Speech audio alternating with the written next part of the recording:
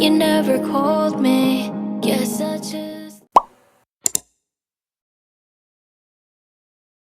let myself down. And we are gonna do 15 Deleted every kilometers photo when I'm feeling lonely.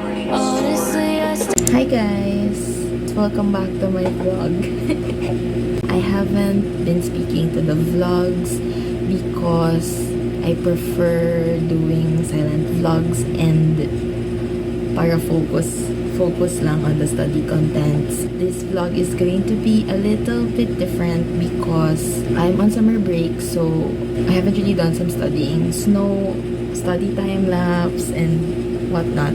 I'm going to be trying to do some of my favorite things that I have been doing in my previous vlogs and stuff that I don't usually do when it's school days.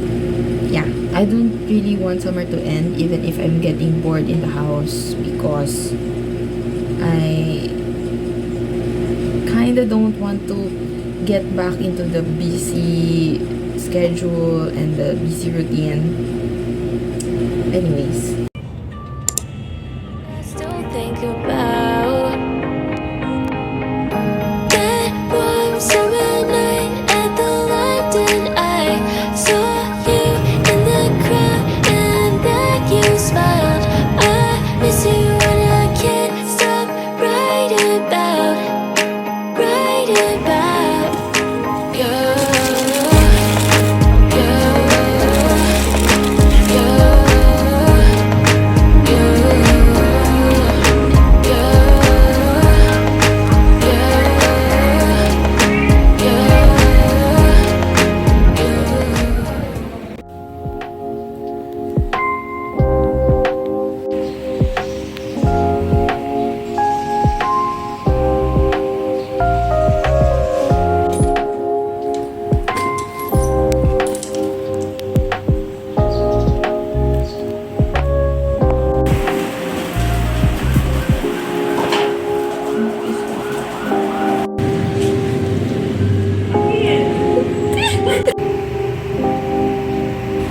Hi guys! I want to get back into reading books, but I don't really know what's popular anymore. But I realized that I haven't read The Seven Husbands of Evelyn Hugo, which was popular way back before pa, during the pandemic on Book Talk. I haven't read that since gusto ko talaga yung physical copy of the book.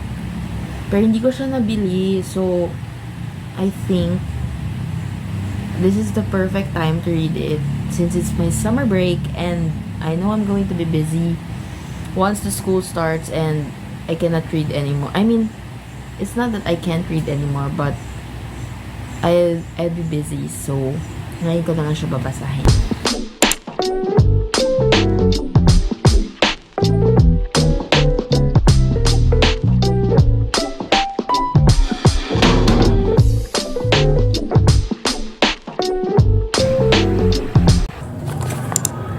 Pancake and baking mix, creamy and fluffy. Add egg, classic mix.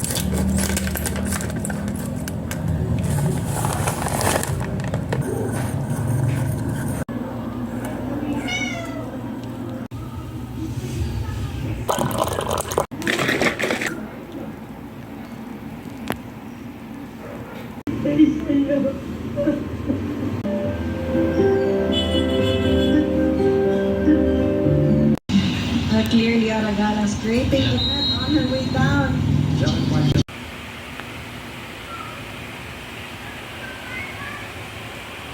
That about the beach in the summertime here, but I absolutely love it. Yeah, it's nice to like jump in water and be like refreshed, but to just like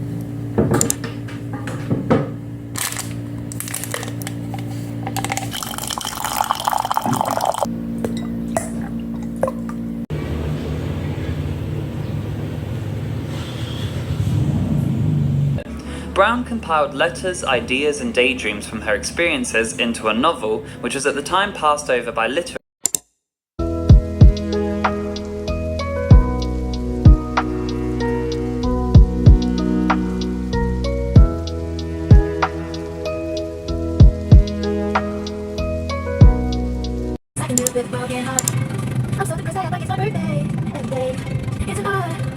You know you're good when you can't even do it. With the broken heart.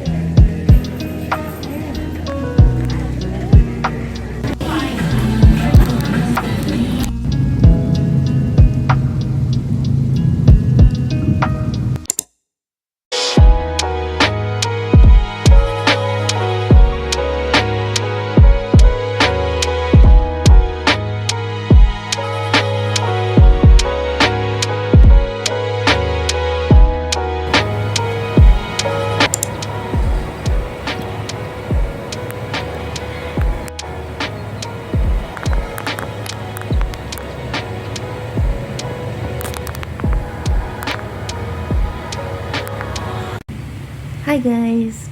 Today is the next day and the goal today is to finish reading The Seven Husbands of Evelyn Hugo so that I can start on my new book which is Mary Kay Andrews' The Homewreckers. Let's read guys, let's read my ebooks. So the books on my list are Seven Husbands, Funny Story, The Flat Share, First Comes Scandal, An Offer from a Gentleman, The Duke and I, Bringing Down to Duke, 8 Years Gone, Happy Place, and A Happy Place, Check and Mate and Love Theoretically. Happy Place, I saw fully booked, but I did not buy because it was expensive guys. And also National Bookstore, it was expensive. It was like around 800. And I know now when I buy a book and tapos ko na siya basahin, there's a chance I will not read it again na. Especially now since I'm so busy. First Comes Scandal, I read it in one sitting.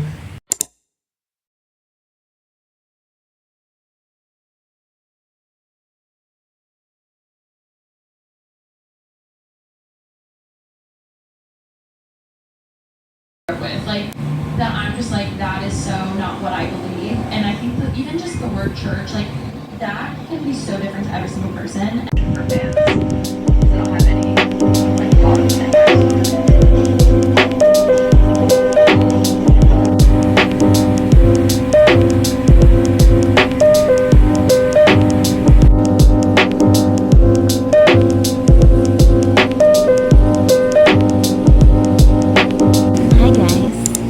So update time, it's 6:02 p.m. I just finished reading Seven Husbands of Evelyn Hugo, which was my goal today.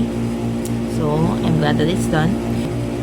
It was so incredible guys. Yung plot twist. The plot twist.